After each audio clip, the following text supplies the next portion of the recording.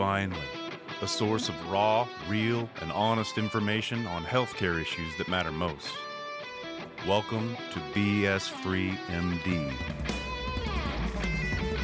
From the latest medical information to how to stay sane as a doctor or a patient, no subject is taboo, no BS is allowed. Now, let's welcome your hosts, Doctors May and Tim Hindmarsh. And here we are again, joining you in the middle of this fine work week with Hump Day Truth Bomb coming your way. Welcome to the BS Free MD Truth Bomb segment. Today, Tim's going to talk about the lens of fear. What do you got? All right. So I was really struck when we interviewed Keith Ablow, Dr. Keith Ablow. Which hasn't aired yet. It has not aired yet, which is good. This is an advertisement for that. About how in becoming the most mentally fit you can, Keith is a psychiatrist. If you don't know who he is, look him up. He's very famous. Is really kind of discovering your true self. And that can be scary. And so then it really got me thinking about this whole business of, you know, maybe the thing that you're the most scared of is what you need to lean into the most. So, and I mean the most scared, not, you know, spiders or snakes. I mean, like personally, like what are you really scared of personally? And I think that is a major deal. And then I started thinking more globally about kind of what fear does and how unbelievably manipulated we have been for decades, but the last 4 years in particular brought this into absolute clarity about how, you know, both sides of the political aisle use fear as this manipulative tool. You know, this is the most important election in the history of elections. And then 4 years comes back and it's, this is the most important election in the history. Well, you must have jacked up the last one if this one's even more important. I mean, it's always fear. And I'm like, why?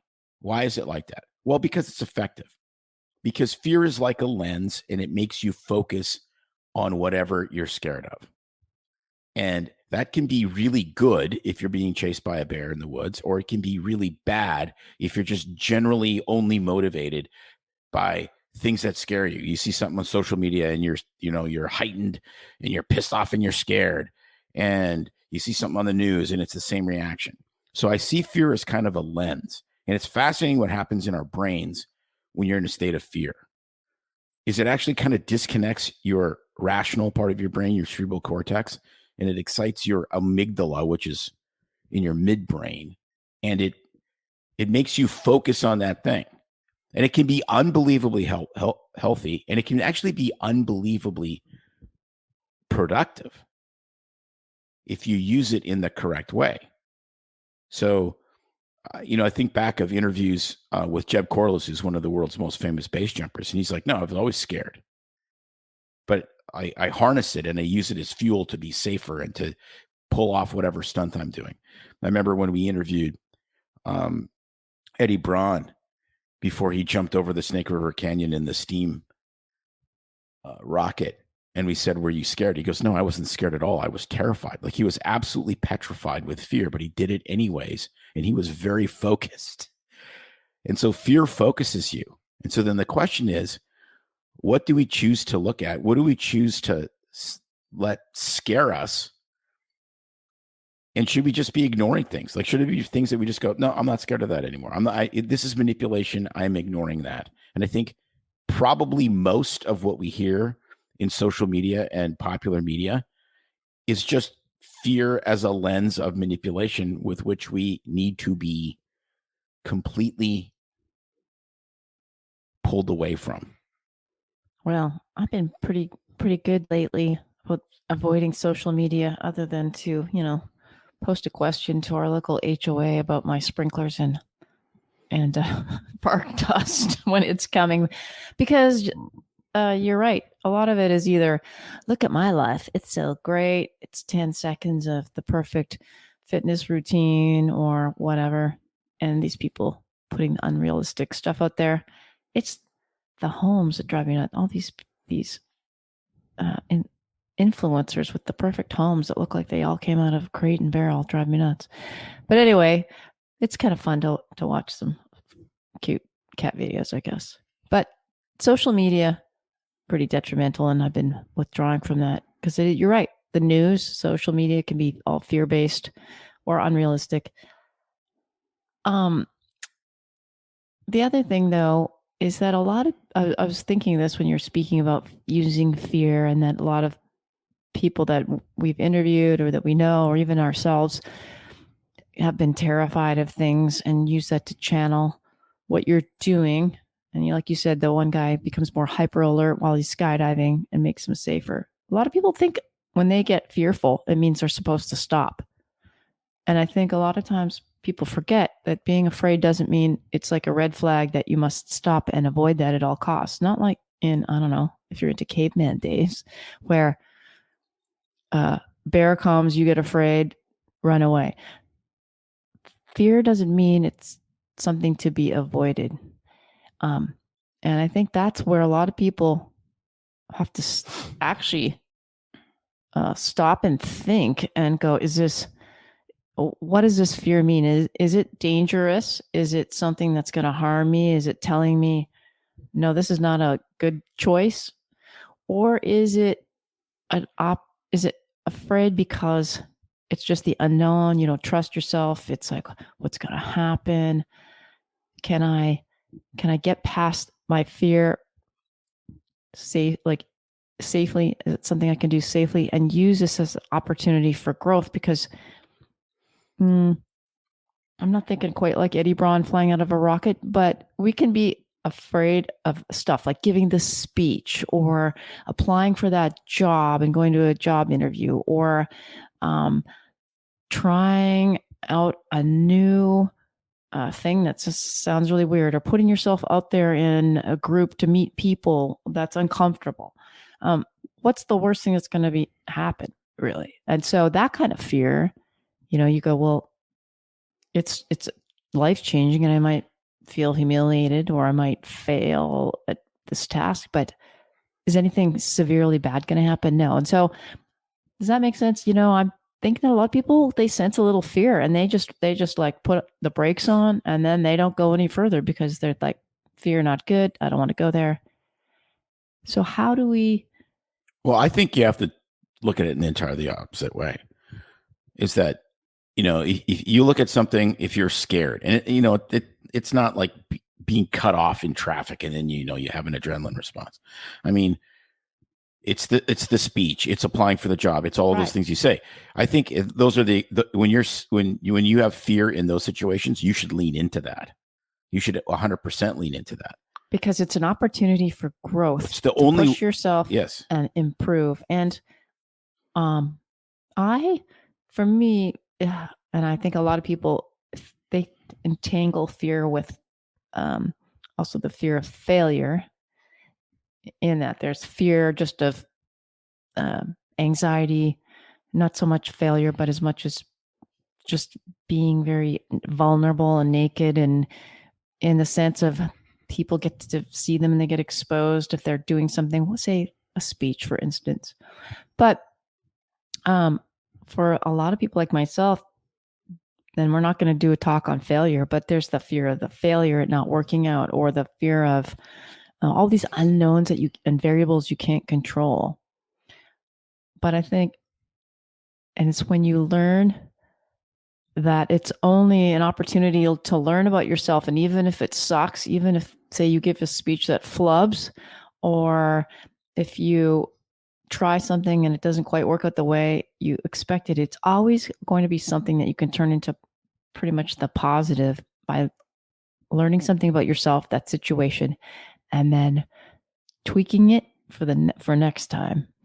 And so those fear-based instances are opportunities to really change who you are, grow, and learn so much about yourself. And like you said, as Dr. Ablow said, it's really where you start to discover your soul. And when you do that stuff that's got you all nervous and racked up, that's when you come alive and you go, that wasn't so bad. I could do that again. Well, if I did that, I can do whatever. And you get the courage to go forward and do more badass stuff. in other areas of your life as well, not just in that one specific. And so it empowers you. And um, I'm trying to live my new best life now by doing a lot of things that scare me, and change my attitude. And it is very amazing how you discover a lot about yourself in ways you didn't even expect. So, yeah, and I think that there's a tremendous amount of power in doing things that scare you, like objectively scare you, like, you know, doing the tandem skydive and the roller coasters and things you may not normally have to be dangerous. No, they don't have to be dangerous, but I think I it's very empowering for people. I mean, it's fascinating because, you know, I see kids at work and they come in and they're freaked out because they need stitches or whatever. And it's fascinating to look into a 3 or 4 year old and they're screaming, "I'm scared." And I'm like, rationally, well, of course you are. You're supposed to be scared. You've never had stitches before. It's going to hurt. You already cut yourself. That's all scary. And my response is, it's not don't be scared, because you're supposed to be. I look at them and I say, you know what, honey, it's okay to be scared. And we're going to get this done right away. And all you have to do is hold really still, and then it'll all be done. And I don't care if they scream, and I don't care if they're scared. If they hold still, they're brave. And then they get the brave award. You were so brave. That's the key, is that everything new is kind of scary. And everything that you're going to learn, you will suck at until you don't. So you should expect fear and you should expect failure. If you're terrified and you have fear of failure, you're actually fearing the single thing that will make you successful, which is the ability to fail over and over till you figure it out, to get through the sucky part until you become an expert. There it is. It sounds super easy, but it's the implementation of this is unbelievably painful at times, but it's the only way. There's no other way. It's, I want to lose weight and eat whatever I want. Well, those two things can't happen. I want to have a great marriage and I want to sleep with strippers. Not going to happen.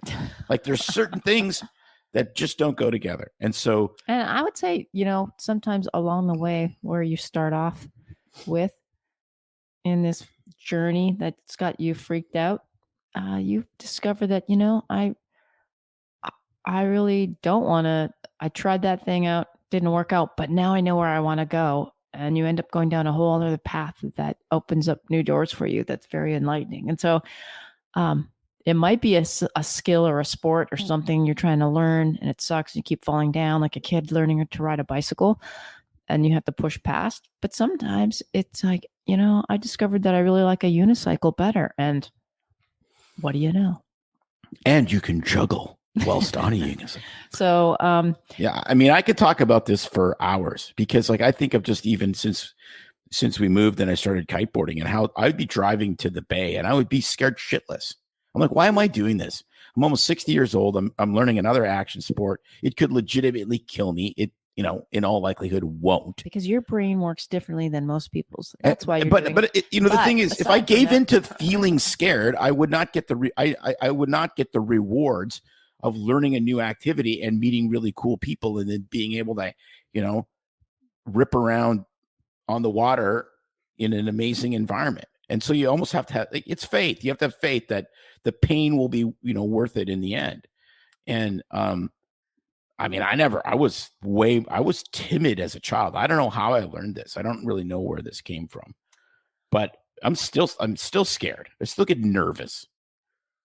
I mean, you ride a motorcycle across the country, you kind of, it's intimidating. It's supposed to be. Your examples are definitely fear inducing. Skydiving, motorcycles, getting flailed around on a kite. I just picking the TED Talk up on a stage in front of 100,000 people. Oh no, that would be and that's the thing. It could be like you. Or putting that new bikini on. Yeah, and going to the beach. I know. The last time I put my new bikini on, it was horrifying. Anyway, let's wrap this up into a little tight ball and drop this bomb. Push past the fear. Find something that freaks you out and do it do it anyways. to see what happens and where that takes you. And you'll discover a whole lot about yourself in the process, and probably find out that you are braver than you could ever imagine. Bombs away. It's no secret that medicine is a bit uptight. That's why Tim and I created BS Free MD, to mix things up a little and have fun in the process. Besides, we are having these exact same discussions all the time, so we thought we might as well invite everyone to the party. If you really like us, you can get plenty more and maybe see one of Tim's cool tattoos on our Instagram or Facebook pages at BS Free MD. See you next time.